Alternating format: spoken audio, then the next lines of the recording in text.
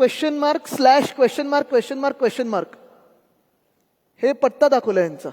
हे परत इथे मोकळं मोकळं मोकळं, इथे जो मोकळं मोकळं मोकळं काहीच नाही. इथे असे किती मिळाले असतील वरळीमध्ये? तर 4177 लोक मिळालेत ज्यांचे आता पताच नाहीये. 38 लोक दाखवलेत या घरामध्ये आणि ते 38 मधून एक सुद्धा कोणी व्यक्ती तिथे राहत नाही. आम्ही जाऊन व्हिडिओ काढला, जाऊन पाहून आलो, एक सुद्धा त्या आडनावाचा व्यक्ती कोण तिथे राहत नाही. आणि असं जर पाहायला गेलं तर वरळीमध्ये एकंदर 214 घरं अशी दाखवली आहेत ह्याच प्रकारची, ज्याच्यात 3335 मतदार दाखवलेले आहेत.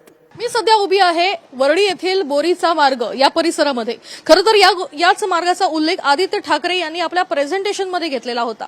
याचं कारण असं आहे की याच ठिकाणी एका खोलीचा देखील त्यांनी संदर्भ दिलेला होता आणि या खोलीमध्ये तब्बल 38 लोक राहत असल्याचा संदर्भ त्यांनी या निमित्तानं प्रेझेंटेशनमध्ये दिला होता.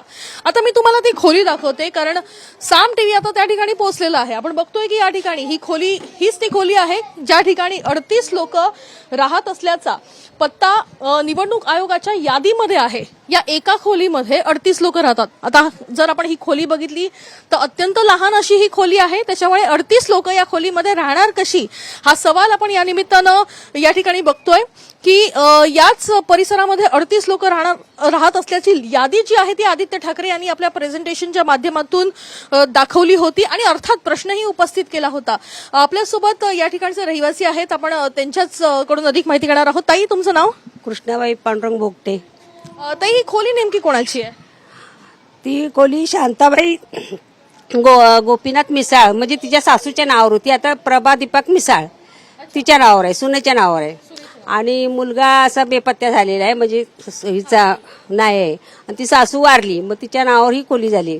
पण या खोलीमध्ये 38 लोक राहत असल्याचा उल्लेख मतदार यादीमध्ये आहे. आणि आता जवळजवळ 20 वर्ष ही भाड्यानंच दिलेली खोली आहे. आता कोणी नावं लावलेत ते काय माहित नाहीत. तुम्ही दुसरी कोणी बाजूवाल्यांनी लावलेत की बाहेरच्या लोकांनी झोपडपट्टीवाले लावले ते काय माहित नाही. पण तुम्ही इथे कधीपासून राहतात या परिसरामध्ये?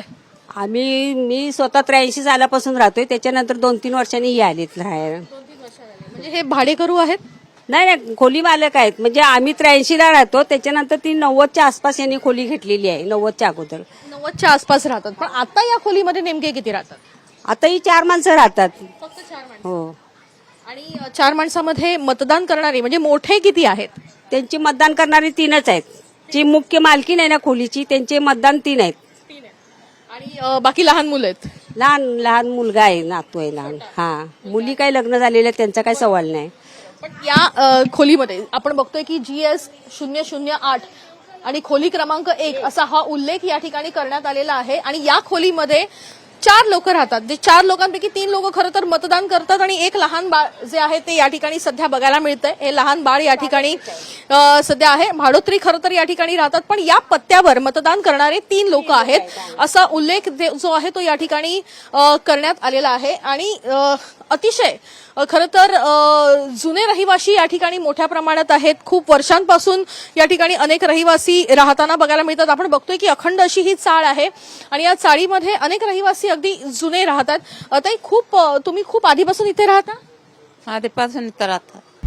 आता isakal.com आहे देशातील नंबर 1 ची मराठी न्यूज वेबसाईट. प्रत्येक अपडेटसाठी isakal.com ला नक्की भेट द्या. इथे या खोलीमध्ये 38 लोक राहतात असा उल्लेख करण्यात आलाय. 38 लोक खरंच राहतात? नाही राहतात, नाही राहतात. ताई, खरंच 38 लोक राहतात? नाही राहत. पण मग ही चूक आहे असं वाटतं तुम्हाला? हो, बरोबर.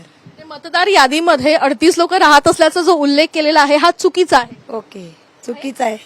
कारण 38 राहतच नाही. आता आम्हाला पण 20 वर्ष आले इथे राहून.